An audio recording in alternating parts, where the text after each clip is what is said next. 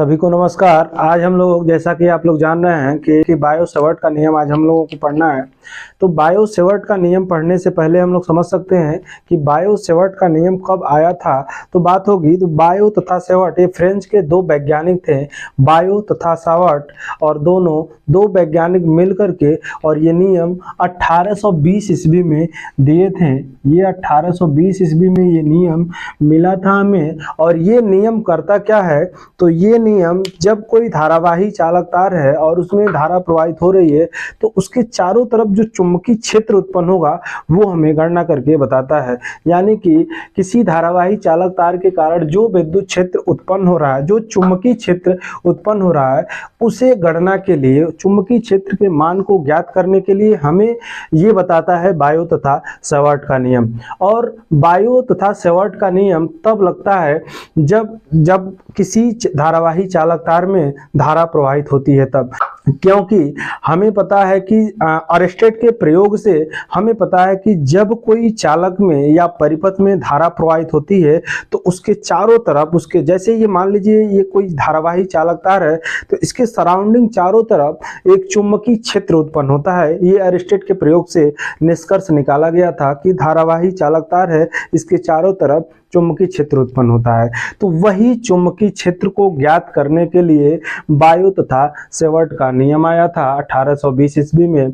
और ये नियम बता रहा था कि जैसे मान लीजिए ये अनंत लंबाई का कोई धारावाही चालक तार है और इसमें आई एम्पियर की धारा प्रवाहित हो रही है और इसका लंबाई मान लेंगे हम लोग कि ये इसका अल्पांश लंबाई DL है।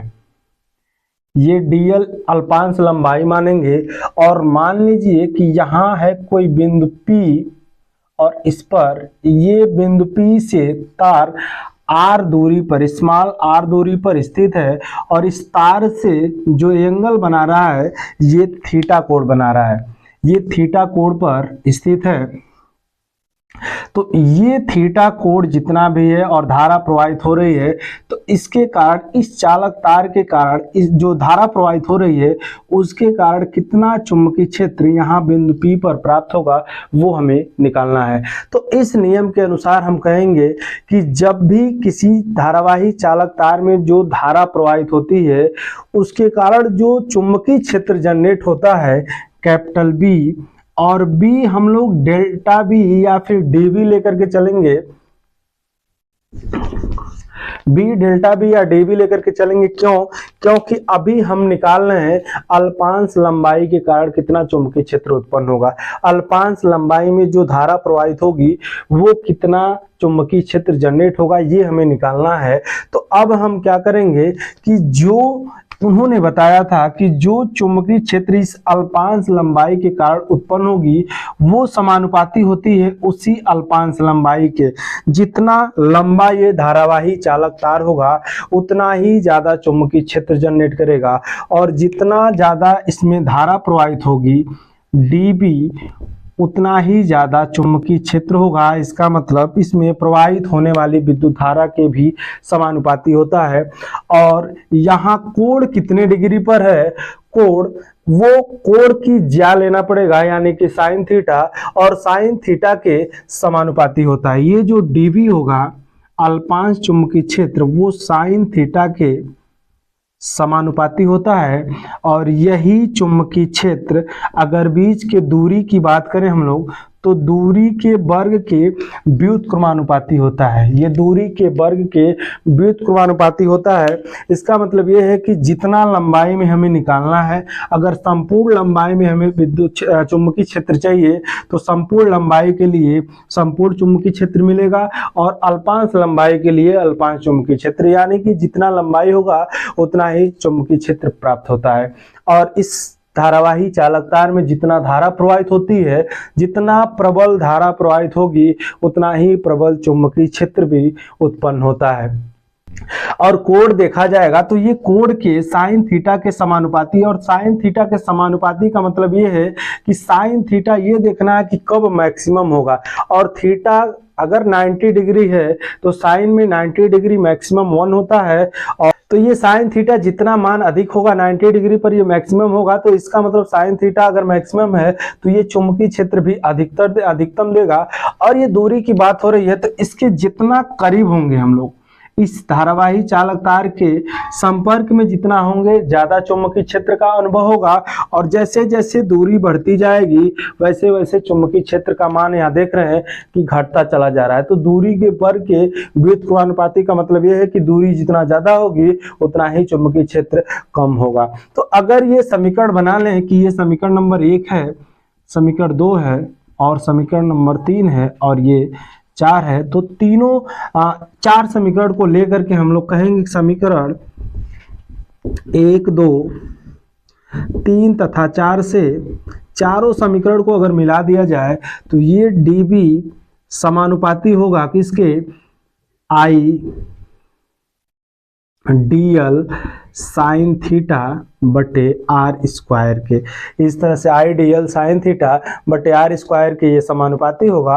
और अगर ये समानुपाती चिन्ह हटा लिया जाए तो ये dB इज इक्वल टू ये 4 पाई म्यू नॉट अपान 4 पाई, म्यू नॉट अपान 4 पाई एक कांस्टेंट ले लिया जाता है और आई dl साइन थीटा बटे आर स्क्वायर, ये हमारा चुंबकीय क्षेत्र का गणना करने के लिए फार्मूला किसने दिया था, तो हम कहेंगे कि बायो तथा सेवर्ट ने।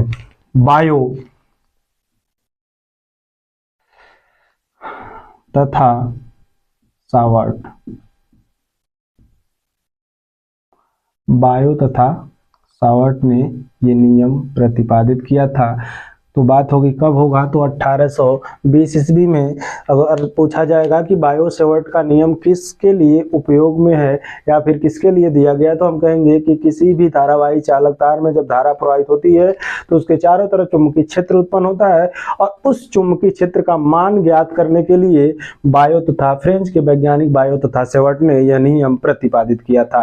तो और इसका उपयोग है, अनुप्रयोग में हम लोग पढ़ेंगे कि किसी धारावाही चालक तार के कारण अनंत लंबाई के सीधे धारावाही चालक तार के कारण, तो यही होगा डेरिवेशन। और इसका समाकलन कर देंगे तो संपूर्ण डेरिवेशन निकल करके आ जाएगा। उसके बाद पूछा जाएगा कि वृत्ताकार कुंडली के कारण या फिर वृत्ताकार परिपथ के कुंडली के कारण उत्पन्न चुंबकीय क्षेत्र कितना होगा, इसके नियम से हमें गणना करना होगा। तो ये बायो तथा सेवर्ट का नियम है। और तो इस तरह से समझने से पहले हमें कुछ लिखना होगा। इसके पहले हम लोग लिख सकते हैं कि बायो तथा सेवर्ट के नियम में इसके पहले हम लोग वही लिखेंगे कि सर्वप्रथम बायो तथा सेवर्ट ने, फ्रेंच के वैज्ञानिक बायो तथा सेवर्ट ने सन 1820 ईस्वी में यह नियम प्रतिपादित किया। और लिखेंगे इस नियम के अनुसार जब किसी धारावाही चालक तार में धारा प्रवाहित होती है तो उसके चारों तरफ चुंबकीय क्षेत्र उत्पन्न होता है और उस चुंबकीय क्षेत्र का मान ज्ञात करने के लिए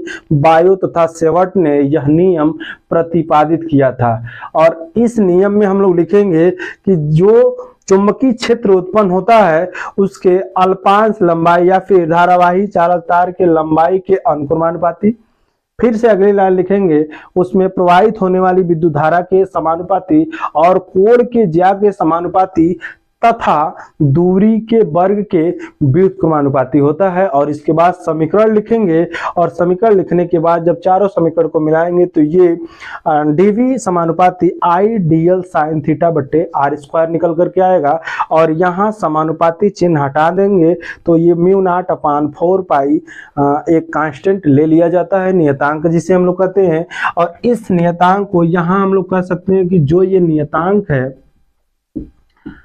नियतांक की जो वैल्यू होगी वो होती है 10⁻⁻7, ये 10⁻⁷ होता है। और यहाँ देख सकते हैं कि जो म्यू नॉट है, म्यू नॉट इक्वल टू, जो म्यू नॉट है निर्वात में चुंबकशीलता होता है। जैसे वहाँ एप्सिलॉन नॉट निर्वात में विद्युतशीलता होता था, यहाँ म्यू नॉट निर्वात में चुंबकशीलता, यहाँ निर्वात में चुंबकशीलता होगा और निर्वात में चुंबकशीलता का ये जो म्यू नॉट का जो वैल्यू होगा वो 4 पाई इंटू 10⁻⁷ और यही जब डिवाइड करते हैं 10⁻⁷ के बराबर होता है। और इसका मात्रक लिख सकते हैं टेस्ला मीटर प्रति एम्पियर, टेस्ला मीटर प्रति एम्पियर इसका जो यूनिट होगा, इस तरह से हम लोग लिख सकते हैं। तो यहाँ अनंत लंबाई के सीधे धारावाही चालक तार के कारण अगर चुंबकीय क्षेत्र पूछा जाएगा तो बस कुछ नहीं करना है, यही लिखना है। और यहाँ संपूर्ण चुंबकीय क्षेत्र के लिए हमें क्या करना है, हम कहेंगे संपूर्ण चुंबकीय क्षेत्र, संपूर्ण चुंबकीय क्षेत्र, संपूर्ण चुंबकीय क्षेत्र जो होगा वो B = इंटीग्रेशन ऑफ dB, क्योंकि हमें अल्पांश जब पता हो जाता है तो हम जानते हैं कि जब अल्प पता है तो संपूर्ण निकालने के लिए हम लोग क्या करते हैं, उसका संपूर्ण समाकलन करते हैं। तो समाकलन जब करेंगे तो यहाँ B = निकल करके आएगा, dB का जो वैल्यू होगा वो पुट करेंगे μ0/4 पाई और 10⁻I dl sin थीटा बटे r²। और यहाँ देख रहे हैं dl ही वेरिएबल है, बाकी सब कांस्टेंट हो जाएगा, बाहर हो जाएगा। तो यहाँ से अगर बाहर किया जाएगा तो B = मिलेगा हमारे पास μ0/4 पाई को अगर बाहर कर लिया जाए और I/r² को भी और साइन थीटा के साथ बाहर किया जाएगा तो बचेगा हमें dl का समाकलन, और जिसके रिस्पेक्ट में हम लोग समाकलन करते हैं वही उसका समाकलन होता है। कब, जब 1 का समाकलन किया जाएगा।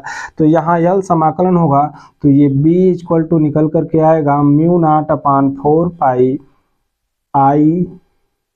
IL साइन थीटा बट्टे r²। ये हमारा संपूर्ण चुंबकीय क्षेत्र होगा। और चुंबकीय क्षेत्र ये कब होगा, जब सीधे अनंत लंबाई के सीधे धारावाही चालक तार होगा। तो अगर इसके दिशा की बात होगी तो दिशा अगर निकालना होगा तो हम क्या करेंगे, फ्लेमिंग के दाहिने हाथ के अंगूठे का नियम अगर हम लोग लगाएं तो दाहिने हाथ का अंगूठे का नियम ये कहता है कि अगर हम किसी धारावाही चालक तार को इस प्रकार पकड़ें कि जो अंगूठा है वो विद्युत धारा की दिशा को रिप्रेजेंट करे, ये विद्युत धारा को रिप्रेजेंट कर रहा है, तो ये जो मुड़ी हुई उंगलियां हैं, इस तरह से जो मुड़ी हुई उंगलियां हैं वो चुंबकीय क्षेत्र को रिप्रेजेंट करता है। एक तरह से और भी कह सकते हैं कि जैसे मान लीजिए जिस पॉइंट पर निकालना है उस पॉइंट पर हमें उंगलियों को रखना है और अंगूठा धारा की दिशा में, तो ये जो हथेली होगी हमारा, ये हथेली चुंबकीय क्षेत्र की दिशा को रिप्रेजेंट करेगी। तो यहाँ ये हथेली अंदर की ओर है तो अंदर की ओर यानी ये जो दिशा होगी कागज तल के लंबवत अंदर की ओर लिखेंगे। और अगर इस साइड बात होगी, कोई पॉइंट मान लीजिए P1 है तो इस पर कागज तल के लंबवत बाहर की ओर। क्यों? क्योंकि हाथ को हमें उंगलियों को उस पॉइंट पर रखना है और अंगूठा विद्युत धारा की दिशा में, और ये जो हथेली बताती है वो चुंबकीय क्षेत्र की दिशा यानी कि लंबवत बाहर की ओर। तो यहाँ हम लोग कहेंगे कागज तल के लंबवत बाहर की ओर, और यहाँ हम लोग समझ सकते हैं कागज तल के लंबवत अंदर की ओर। और जब बाहर की ओर होता है तो यहाँ डॉट का सिंबल लगाते हैं हम लोग, और अंदर की ओर होता है तो क्रॉस का सिंबल। जैसे मान लीजिए तीर, अगर चुंबकीय क्षेत्र को तीर बनाया जाए तो तीर अगर अंदर की ओर जाता है तो उसके बाहर जो पीछे का सिरा जो होता है क्रॉस नुमा वो दिखाई देता है, और जब तीर बाहर की ओर आती है तो उसका नुकीला पार्ट दिखाई देता है। इसलिए हम लोग डॉट से रिप्रेजेंट करेंगे और यहाँ हम लोग क्रॉस से रिप्रेजेंट करते हैं। तो आगे जो भी इसका एप्लीकेशन होगा, जैसे वृत्ताकार परिपथ वाला होगा, जो वृत्ताकार धारावाही चालक तार होगा, उसके बाद हम लोग एम्पियर का नियम पढ़ेंगे और एम्पियर के नियम का जो भी डेरिवेशन इंपॉर्टेंट है उसको कराया जाएगा। तो इस तरह से इंपॉर्टेंट श्रृंखला चल रही है। अगर ये वीडियो आप लगातार देख रहे हैं, गारंटी ले रहे हैं कि यहाँ से जो भी वीडियो निकाला जाएगा उतना पढ़ करके अगर लिख दिए तो ये फेल तो नहीं कोई हो सकता है फिजिक्स में। तो हमें क्या करना है कि जा करके बस कुछ भी नहीं करना है, जो बोल रहे हैं उसको कॉपी लेकर के सुनना है और नोट करना है। अगर पढ़ रहे हैं तो नहीं पढ़ रहे हैं तो अगर आपका बोर्ड एग्जाम नहीं है तो कोई संपर्क में है उसका बोर्ड एग्जाम है तो उसके पास शेयर कीजिए वीडियो को, और अच्छा लगे तो आप भी लाइक शेयर सब्सक्राइब जरूर कीजिए। आज के लिए इतना ही, मिलते हैं अगले क्लास में, तब तक के लिए धन्यवाद। Thank you so much.